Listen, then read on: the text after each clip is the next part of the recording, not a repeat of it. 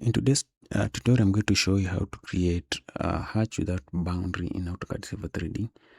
So I'm going to open the Civil 3D application. Then the first thing is to type minus, then hatch. So we're going to use minus hatch command. So hyphen or minus hatch. Then you press enter.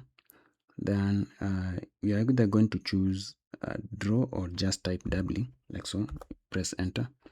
Then you're either going to retain the polygon boundary or not. So we are not going to retain the boundary, so type N, enter, and then we're now going to start drawing the boundary or the extent of our hatch.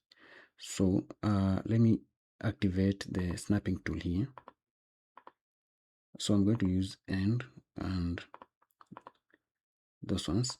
So I'll start from this. Let me also activate this one here.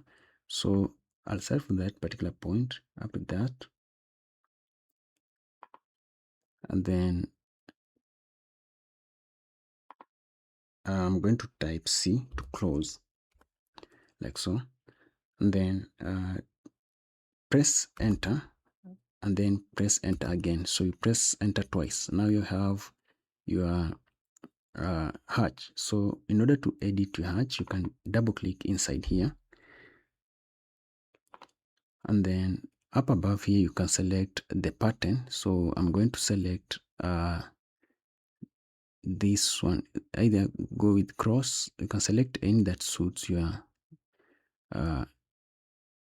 need. So I'll select that, and then I'm going to also specify the scale. So I'll go for like 20.